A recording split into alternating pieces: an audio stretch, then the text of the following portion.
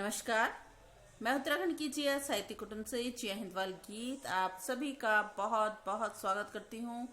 आदरणीय फणीश्वर नाथ रेणु जी के जन्म दिवस पर एक छोटी सी लघु कथा प्रतियोगिता हमने रखी है, जिसमें हमारे साहित्य कुटुंब के वरिष्ठ साहित्यकारों ने अपनी अपनी लघु कथा अपने ही स्वरों में प्रस्तुत की है। तो आज हमारे बीच उपस्थित हैं गीता पांडे अपराजिता जी, रायबरेली उत्तर प्रदेश से। तो सुनते हैं हम गीता जी को उनकी लघु कथा के साथ। अगर आपको उनकी लघु कथा अच्छी लगे तो प्लीज़ लाइक कीजिएगा, कमेंट कीजिएगा और 1 मिनट तक आप ज़रूर देखिएगा कि लघु कथा में ऐसी कौन सी खास बात होती है जो उसे लघु कथा बनाती है। इसका एक पंच पॉइंट होता है, वो आप ढूंढिए उस लघु कथा में।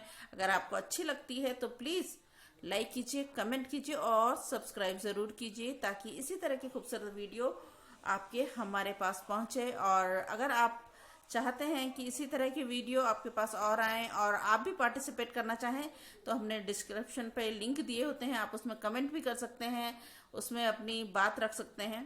तो बहुत बहुत स्वागत है गीता पांडे जी का, जोरदार तालियों के साथ। मैं गीता पांडे अपराजिता रायबरेली उत्तर प्रदेश से मैं मंच के समस्त पदाधिकारियों का सादर नमन वंदन व अभिनंदन करती हुई माँ वीणा पाणी को नमन करती हुई आज के इस पावन अवसर पर, जो कि साहित्यकार और अपने में बहुत ही सुंदर कथा कहानियाँ लिखने वाले, आंचलिक कहानी लिखने वाले सम्माननीय अविस्मरणीय साहित्यकार फणीश्वर नाथ रेणु जी का जन्मदिवस है। और इस अवसर पर उत्तराखंड जिया साहित्य कुटुंब के तत्वाधान में अपनी लघु कथा मैं रख रही हूँ। और इस जिया साहित्य कुटुंब परिवार ने ये बहुत ही सुंदर सुअवसर सभी को दिया है। और सबसे बड़ी बात है कि इन्होंने साहित्य कार्य को महत्व देते हुए उनके जन्म दिवस पर इन लघु कथाओं का आयोजन किया है, जिसमें हम सभी प्रतिभागी इस अवसर को पाकर धन्य हैं।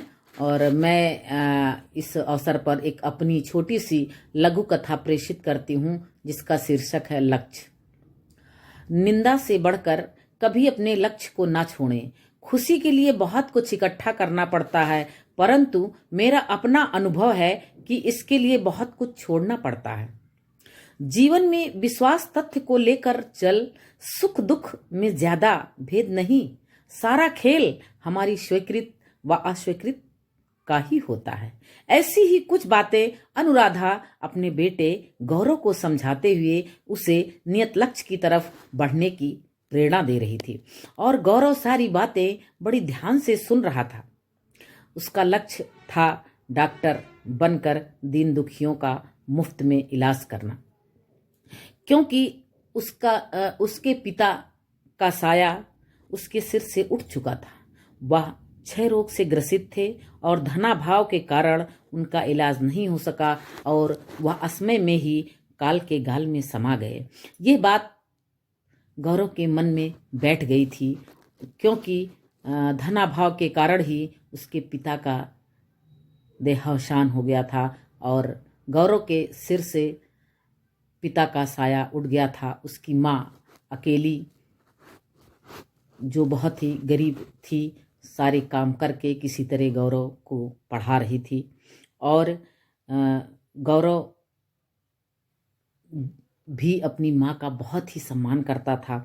अनुराधा ने फिर से बेटे को बताया कि बेटा, लक्ष्य मिलते ही निंदा करने वालों की राय बदल जाती है। इन सब बातों का गौरव की जीवन शैली पर बहुत प्रभाव पड़ा और आज वही प्रेरणा उसको लक्ष्य तक पहुंचा सकी।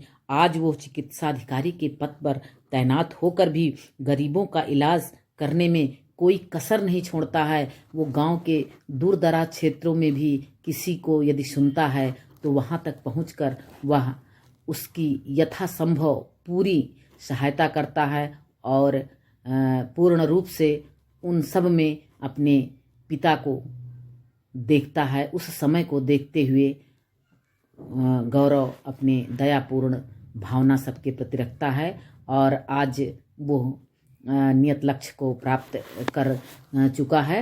मेरे इस कहानी का मुख्य तात्पर्य यही है कि यदि व्यक्ति कोई संकल्प ले ले कि हमें आज इस लक्ष्य पर पहुंचना है और वो निरंतर अभ्यास करता रहता है तो उससे एक न एक दिन अपने लक्ष्य की प्राप्ति जरूर होती है। ये शुभकामना मैं सभी के लिए देती हूँ। धन्यवाद। जय हिंद, जय भारत। सभी को मेरा सादर नमन, वंदन व अभिनंदन।